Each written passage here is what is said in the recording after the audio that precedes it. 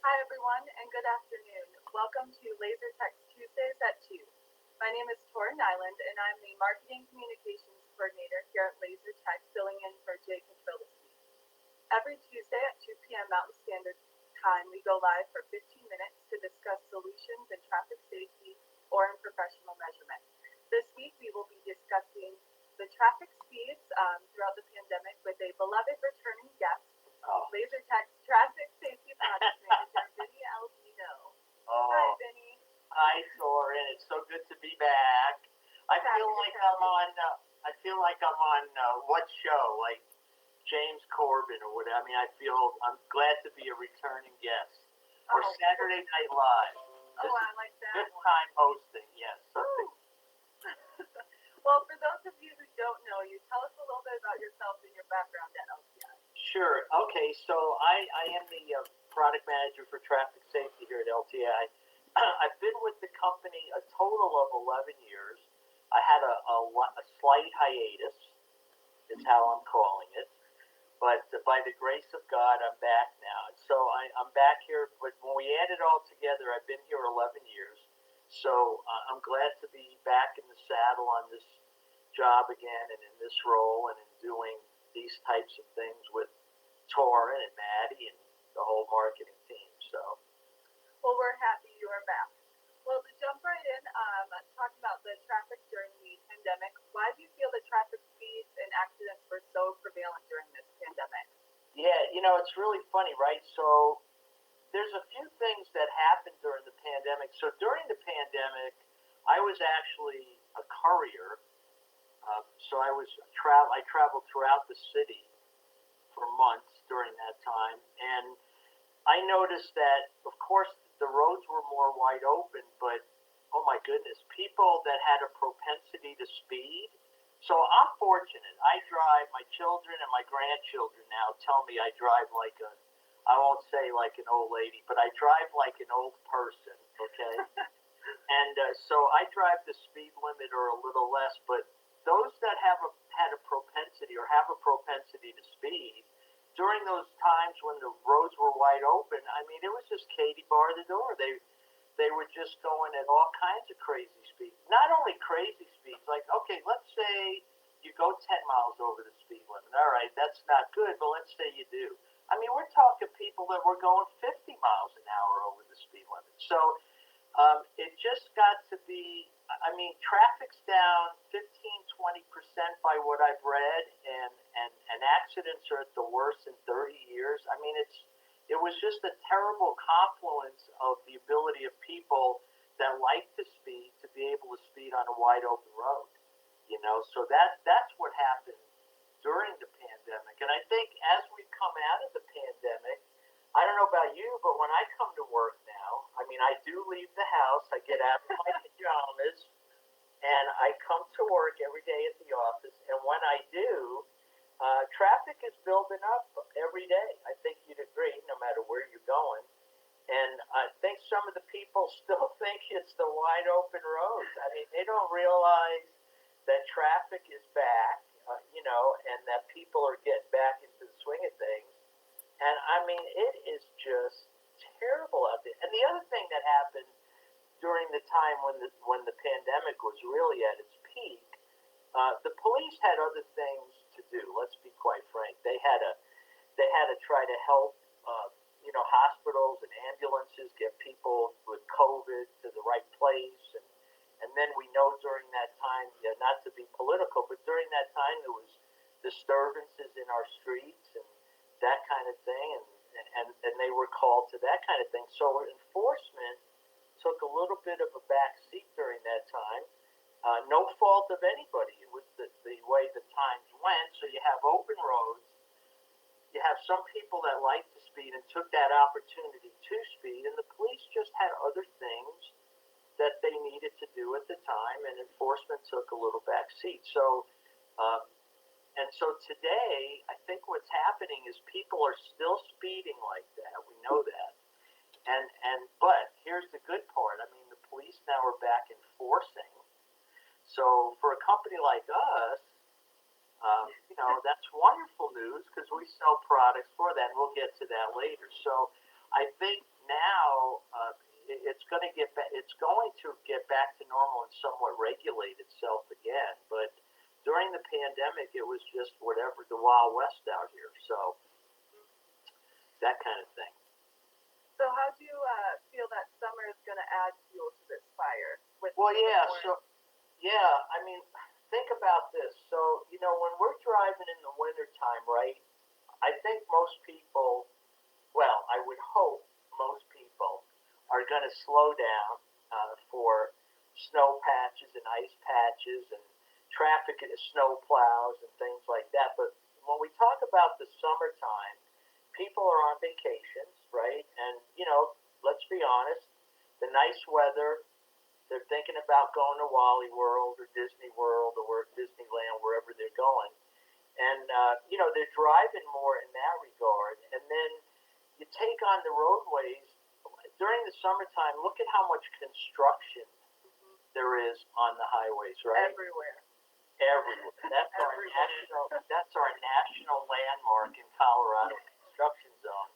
Summertime construction is the worst. Yeah, so you have that going on. You got construction, so that narrows the roads, right? And now there's more traffic.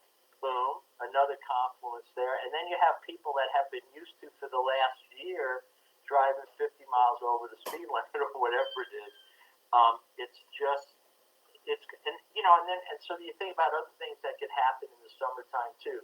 The heat, the pavement adds to tires blowouts, right? So you have that kind of thing. And again, I think in the summertime there's a little bit of a lessening of inhibition, so to speak. I don't mean that in a bad way, but in the wintertime you're going to slow down because you see the snow, you can hardly see the road, right? And you don't want to you don't want to slide on ice and that kind of thing. In the summertime, the roads are good, but and again, everybody's going on vacation, so when you add that up, oh my God! I mean, it's just unbelievable how all this comes together.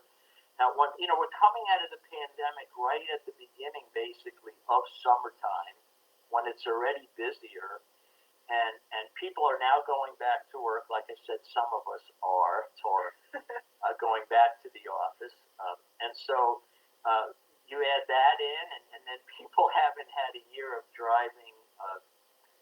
I don't want to say recklessly, but driving around others, and driving, like the speed limit sign was just a suggestion.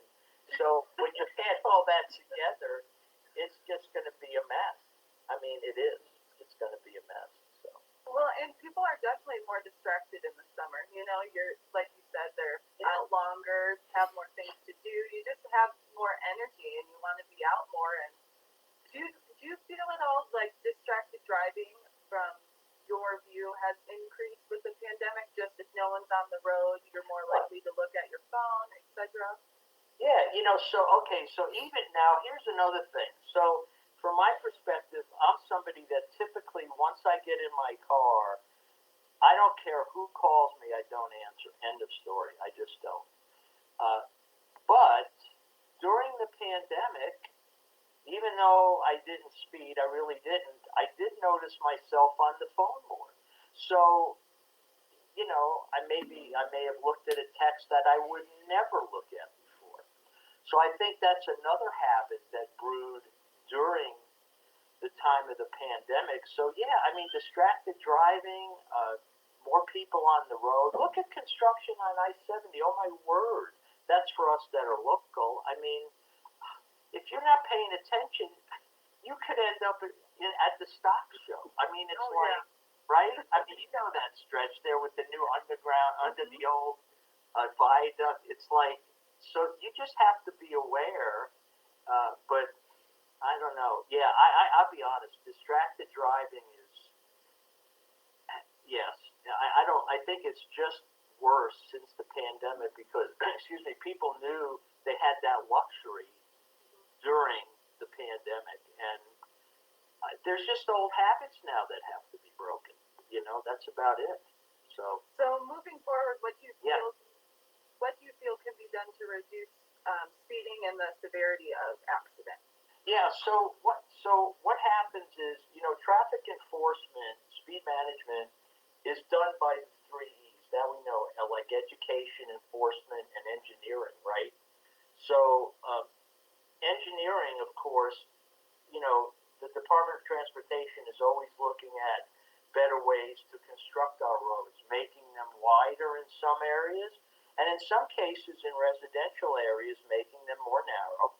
I don't know if you've noticed, but I have noticed that in through our town, there's a lot more bike lanes. Okay, so that does a few things. That's called traffic calming, right? A road diet, as it were, to bring people slower down our arterials. And now I've seen a lot more roundabouts. So engineers are always trying to think of ways to manipulate, not manipulate, that's a terrible word, but to, well, I guess to kind of manipulate behavior a little bit. You're just going to naturally slow down at a roundabout. You're going Oh to yeah. slow down if a bicyclist is next to you, right?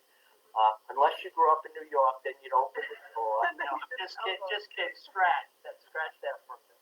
Scratch that. We'll take that out of the recording. And and then education. I think that we're going to see more and more things on television and just our local police departments telling us that, hey, you know what, we got to straighten up and fly right, because and they are. They're letting you know they're out there now. You see them in force. There's no doubt. I went to Kansas last week, and along the highways here in Colorado and through Kansas, they are out in force. And there's a number of states now. I've read where a lot of states are combining themselves into regional groups. That is, like you'll take Iowa and Wisconsin and Minnesota and Kansas and all.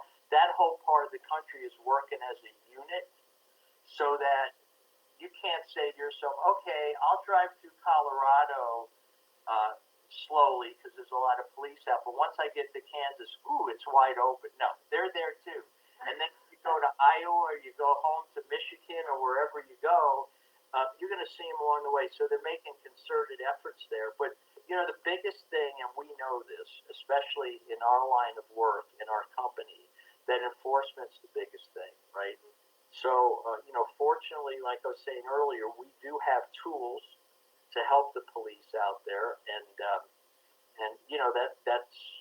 that's what we do. That's what we do for business. So the engineers are doing their part. We know that the police, God bless them, are doing the education part, and they're banding together to do their part.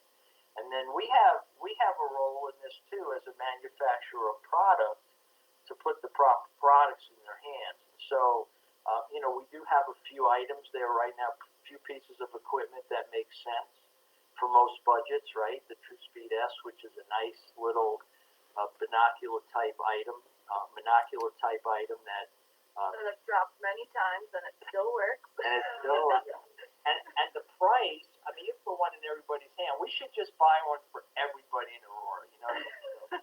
But they're a doable. They're at a doable price. All kidding aside, the True Speed S is a great tool. And is that your favorite one? Yeah, I think it is, because what most departments are doing now is, especially when I talk to the sales guys, I mean, they're putting one in everybody's hand. And it's not so much just for the revenue. Sure, I get that, but they're putting one in everybody's hand, so they don't have to worry that they can't get a unit out of their stock to go in and do an enforcement session. Everybody now has one at that price, or they can afford to put one in everybody's hands at that price. And the other good thing too now is, if you read some of the highway safety plans, you'll see where they're just gearing money to enforcement, right? So that means that there is money out there to be had. We know of 6 departments in Colorado that were beneficiaries of some of that money coming from the federal government. So, and thankfully they made some nice purchases, and so they'll be able to enforce. We're putting equipment in their hands. And then the other item we had, the other product we sell that I think quite often gets overlooked, we call it the middle child, the True the True Speed LR. I mean, again, more of a pistol grip type that they're more more used to, let's say, because they're used to their own gun and things of that nature. But not only that, they could use it with our product SpeedStat, which you just did a beautiful brochure on that, and which can enable field studies to be done so that they could say, "Ooh, I think I-25 between 84th or I could take 6th Avenue between Sims and whatever, right? I don't know, Wadsworth. And oh my goodness, that stretch is just crazy. They could do speed studies, and then they could put enforcement units at that location, and then they could stop it at the points where there's a lot of pain, points of pain, that kind of thing. So again, so we have it's just a confluence, like I was saying earlier, of many things. The pandemic led to different driving behavior.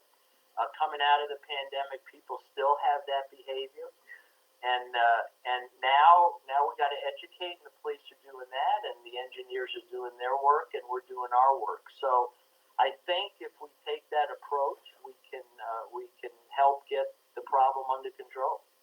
So absolutely.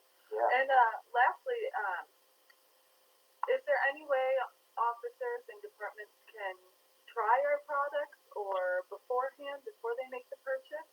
Yeah, sure. That's a great question, because we do have a demo program. So the salespeople that we do have in the field in different regions, when you talk to them, if you say, "Boy, I don't know if I want to try a True Speed S, or I want to see a True Speed LR, or that kind of thing," or even our True Vision, if you're looking for video evidence with the speeding infraction, they can try any of those. They just need to ask our salesperson, and they'll put in the request, and then they'll get to use it for a couple of weeks, see how they like it, pass it around, evaluate it like they do all equipment that they get. And yeah, that's a real fortunate piece that we have here, that they can do that. So yeah. Awesome. Well, I want to thank you again, Vinny, for joining us, and we are very happy to have you. We also want to thank everyone else who has stopped by and joined us here today. If you'd like to be alerted to any upcoming Tuesdays at 2, please click like and follow our page. And if you're watching the YouTube replays, click subscribe and the notification bell, and you will be alerted to new uploaded videos. Until next week, keep measuring safely and working smart. Bye.